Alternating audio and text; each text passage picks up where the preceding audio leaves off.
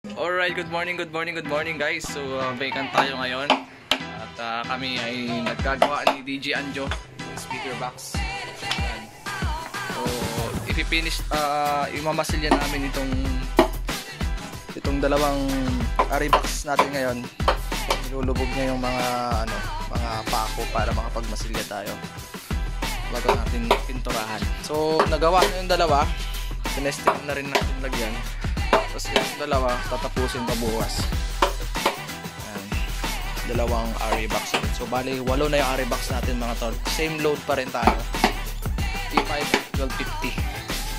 Alright. So, ayan. Busy mo tayo ngayon dahil December kasi mga tol. Hindi na tayo pwedeng mag-repair or ayos ng mga gamit natin na like pipinturahan natin. Medyo magagahol na tayo sa time. So, siguro magte-testing tayo ng textured paint finish dito sa apat na to. And then kapag okay, gawin na rin natin yun sa another 4 pieces natin para kakaiba naman, ano naman tayo, makapag-textured paint naman tayo. Ayan, so ayusin muna namin, mamasilya muna namin, then saka tayo bibili ng materials natin sa textured painting. Alright, so let's go. Work muna tayo.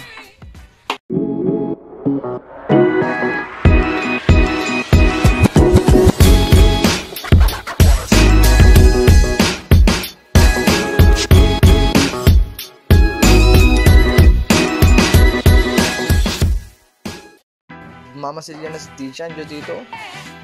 Ayan. Dikitan pa yung leeg niya na masilya. Masilya lang tayo ngayon. Then liha. Then finish tayo ng textured paint. DIY textured paint tayo. Alright. The next morning. Good morning guys. So ayan.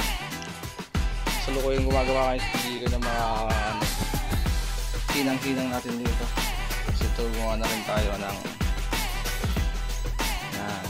PL mono para sa ating Alice's compressor limited gauge. So, sa kanya na makikita yung mga tol. So dito muna kami sa paggawa ng mga RE boxes. Finish, yan muna gagawin namin ngayon. Alright, let's go guys. Alright guys, so nagkakabit na tayo ng mga flat bar. Yan ang gamit natin, 1 inch.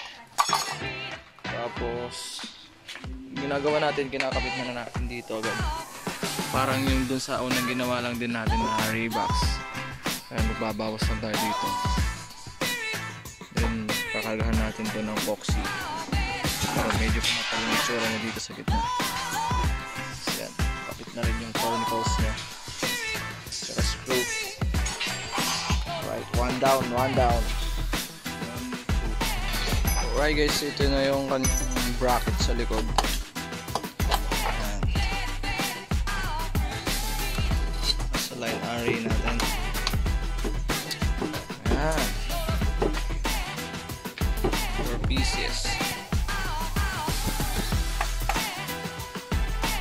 Alright guys, so mag-ayos na tayo ng bracket natin dito. So paano natin siya iayos.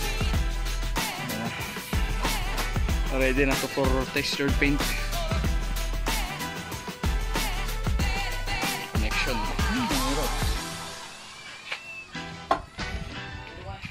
4 pieces, another 4 pieces tayo. The next morning. Good morning guys, good morning. Ayan. So andito na lahat nung wala nating RE boxes. Nalagyan na natin to ng epoxy. So bali magpapatayo na lang, and then ano tayo, textured paint na tayo. Lilinisan muna na to, repair natin yung paint ng una nating RE boxes. Ayusin natin yan. Let's go. Okay guys, so textured paint na tayo. Testing natin muna dito sa front panel, no? Bago tayo mag-ano sa labas. So, testing natin dahil first time natin mag-textured paint. So gagamit tayo ngayon ng sponha. Ito, itong gagamitin natin. roller, and then Davis and rain elastomeric, at itong Bostik na skim coat natin. So mix natin, mekos na para simulan na natin. Let's go.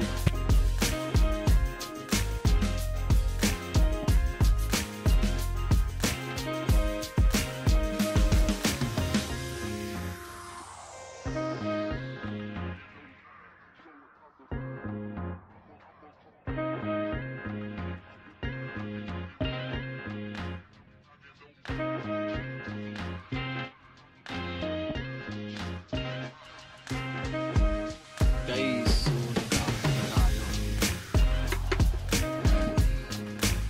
Una, i-roller muna natin.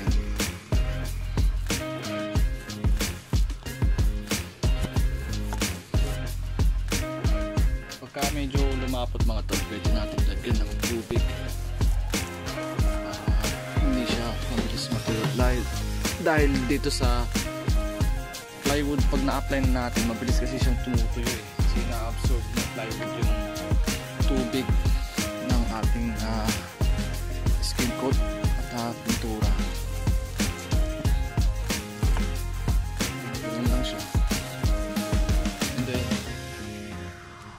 kailangan medyo pantay-pantayin natin yung kapal niya.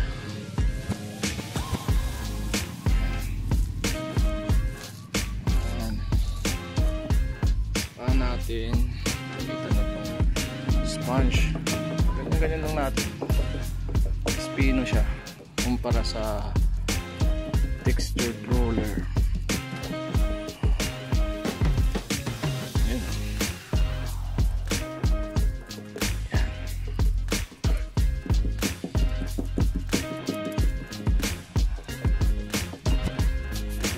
Oh.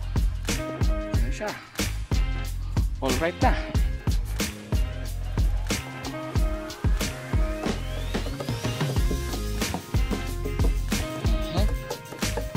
Yan. Doon na pala tayo nagawa doon na dalawa. Ayan. Napatayo ka. So, meron pa tayo ng marami-rami pa yan. Tatlo pala nagagawa. 2 days later. Alright guys, so kompleto na yung ating 8 line array boxes.